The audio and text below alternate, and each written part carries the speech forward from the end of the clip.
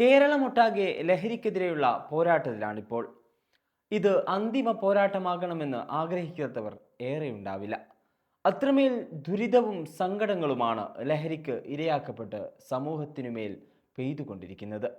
നടുക്കുന്ന വാർത്തകൾ നമ്മുടെ കണ്ണുകളെയും കാതുകളെയും നിത്യവും നീറ്റിക്കൊണ്ടിരിക്കുകയാണ്. ലഹരി തീർത്ത ഉന്മാദത്തിൽ തെരുവിൽ മാത്രമല്ല, വീട്ടകങ്ങളിലും രക്തബന്ധങ്ങൾ മറന്ന് രക്തച്ചാലുകൾ ഒഴുക്കുകയാണ്. കരൾ കത്തുന്ന ക്രൂരതയാണ് ഓരോ ദിവസവും മലയാളി മനസാക്ഷിയെ അസ്വസ്ഥപ്പെടുത്തുന്നത്. എന്തൊരു കാലമിതെന്ന് സഹതപിച്ച് വെറുതെ ഇരിക്കാനുള്ള സമയമല്ലിതെന്ന് ഓർമ്മിപ്പിക്കുന്നതാണ് ഓരോ സംഭവങ്ങളും. ലഹരിക്കെതിരെയുള്ള തുറന്ന പോരാട്ടത്തിന് നാടും നഗരവും സർക്കാരും പോലീസും ഉദ്യോഗസ്ഥരും കൂടുതൽ കരുത്താർജിക്കേണ്ടിയിരിക്കുന്നു. ലഹരിക്കെതിരെയുള്ള പോരാട്ടത്തിൽ സമൂഹം വ്യാപൃതമായിക്കൊണ്ടിരിക്കുമ്പോഴാണ് കളമശ്ശേരി പോളിടെക്നിക്കിൻ്റെ മെൻസ് ഹോസ്റ്റൽ മുറിയിൽ നിന്ന് കഞ്ചാവ് പൊടിച്ചെടുത്തത്. കഞ്ചാവ് തൂക്കാൻ ഉപയോഗിക്കുന്ന ത്രാസും പോലീസ് ഇവിടെ നിന്ന് കണ്ടെടുത്തു. ലഹരി വ്യാപാരത്തിൻ്റെ കേന്ദ്രമായി മാറിയ പെരിയാർ ഹോസ്റ്റൽ എന്ന് വേണം കരുതാൻ. ഇവിടെ സൂക്ഷിച്ച കഞ്ചാവ് മുൻകൂർ ബുക്ക് ചെയ്ത വിദ്യാർത്ഥികൾക്ക് നൽകാനുള്ളതായിരുന്നു എന്നാണ് വിവരം. ഹോളി ആഘോഷത്തിന് നിറം പകരാനായിരുന്നു ഈ ലഹരി ശേഖരം. കഞ്ചാവ് എത്തിച്ച മുഖ്യപ്രതിയെ കഴിഞ്ഞ ദിവസം പോലീസ് അറസ്റ്റ് ചെയ്തിട്ടുണ്ട്. ഇതോടെ അറസ്റ്റിലായവരുടെ എണ്ണം 6 ആയി. പിടിക്കപ്പെട്ടവർ ഏതു വിദ്യാർത്ഥി സംഘടനകളുടെ കൊടിത്തണലുള്ളവരാണ് എന്നതിനേക്കാൾ അതിശയകരം അവരൊക്കെ വിദ്യാർത്ഥികളാണല്ലോ എന്നതാണ്. ഓരോ വീടിൻ്റെയും പ്രതീക്ഷയും സ്വപ്നവുമായ കുട്ടികൾ, അത് തല്ലിത്തകർക്കാൻ ഒരുങ്ങിപ്പുറപ്പെടുന്ന സഹപാഠികൾ, മാനവികതയും സാഹോദര്യവുമൊക്കെ ചോർന്നുപോയ മനസ്സിനുടമകളാണ്. ഇനി കേരളത്തിലെ ഒരു ക്യാമ്പസിലും ലഹരി മാഫിയകൾക്ക് പച്ചപ്പരവതാനി വിരിക്കപ്പെടരുത്.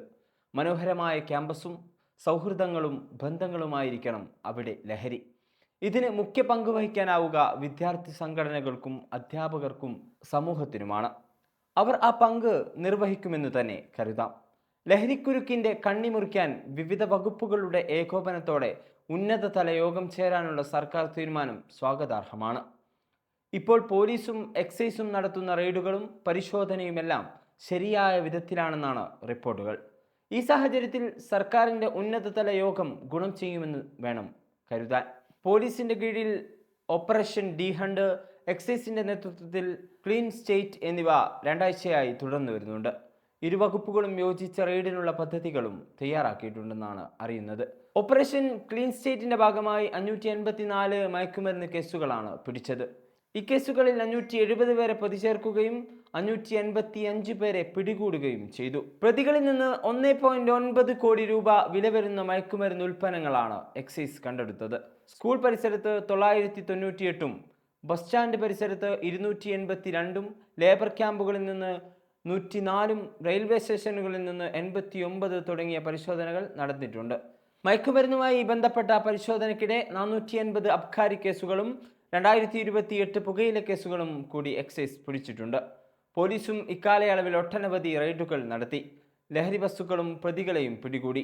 വിട്ടുവീഴ്ചയില്ലാത്ത നിലപാടുകളെടുത്താൽ പിടിച്ചുകെട്ടാവുന്നതേയുള്ളൂ ഈ ക്രിമിനലുകളെ എന്ന് വ്യക്തമാക്കുന്നതാണ് ഈ കണക്കുകളൊക്കെ.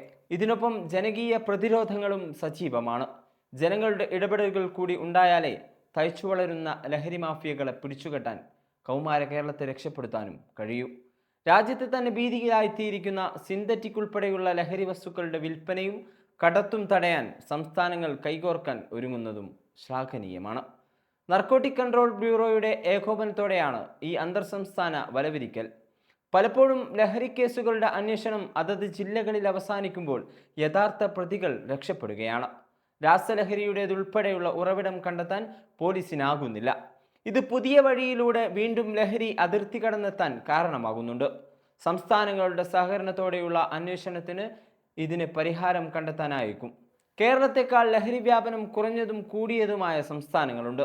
തമിഴ്നാട്ടിലെ ലഹരി കേസുകൾ കണക്കുകൾ കേരളത്തെക്കാൾ താഴെയാണ്. എന്നാൽ മറ്റു സംസ്ഥാനങ്ങളുമായി തട്ടിച്ചു നോക്കുമ്പോൾ കേരളത്തിൻ്റെ സാഹചര്യം അത്ര ഭീതിതമല്ല. ഗുജറാത്ത്, കർണാടക, ആന്ധ്ര, തെലങ്കാന പോലുള്ള സംസ്ഥാനങ്ങളിൽ കൊടികുത്തി വാഴുകയാണ് ലഹരി മാഫിയ. കേരളത്തിൽ ലഹരി എത്തുന്നില്ലെന്നും ഉപയോഗിക്കുന്നില്ലെന്നുമല്ല, പക്ഷേ അതിൻ്റെ തീവ്രത മറ്റു പല ഇന്ത്യൻ സംസ്ഥാനങ്ങളെയും അപേക്ഷിച്ച് ചെറുതാണെങ്കിലും അതിനെ ചെറുതായി കാണാൻ നമുക്കാവില്ല. പുതിയ തലമുറയിൽ മാത്രമാണ് ലഹരി ഉപയോഗം കൂട്ടുന്നതെന്ന വിമർശനത്തിനും വലിയ സാങ്കത്യമൊന്നുമില്ല. എല്ലാ തലമുറയിലുമുണ്ട് പ്രശ്നങ്ങൾ. മുഖ്യമന്ത്രി കഴിഞ്ഞ ദിവസം പറഞ്ഞതുപോലെ പുതുതലമുറ കൂടുതൽ അസ്വസ്ഥരാണ്. വീട്, സ്കൂൾ ബസ്, ക്ലാസ് മുറി ഇങ്ങനെ ചലിക്കുന്ന അവരുടെ മനസ്സിൻ്റെ സമ്മർദ്ദത്തിൻ്റെ ആഴം അറിയാതെ പോവുകയാണ് രക്ഷിതാക്കൾ. പരീക്ഷ കഴിഞ്ഞാൽ പോലും അവധി ആഘോഷങ്ങളില്ല. എൻട്രൻസ് കോച്ചിങ്ങിൻ്റെ തിരക്കിൽ അന്യമാകുന്നത് കളിസ്ഥലങ്ങളിലെ നിമിഷങ്ങളാണ്. ഇത് മുതലെടുക്കുന്നതാകട്ടെ ലഹരി മാഫിയകളും. ലഹരി വസ്തുക്കൾ ഇന്ന് എവിടെയും സുലഭമാണ്. വലിയ ചങ്ങലക്കണ്ണികളായി സമൂഹത്തെ വരിഞ്ഞു മുറുക്കിയിരിക്കുകയാണ് ഈ കൊലയാളി മാഫിയ. നല്ല ബന്ധങ്ങളിലൂടെയും മാതൃകകളിലൂടെയും കുട്ടികൾക്ക് നല്ല പാഠങ്ങൾ വീടകങ്ങളിൽ നിന്ന് ചൊല്ലിക്കൊടുത്താൽ തീർച്ചയായും അത് ഗുണം ചെയ്യുക സമൂഹത്തിന് മൊത്തമാകും. ആ വഴിക്കാകട്ടെ ഇനിയുള്ള ചിന്തകളും നീക്കങ്ങളും.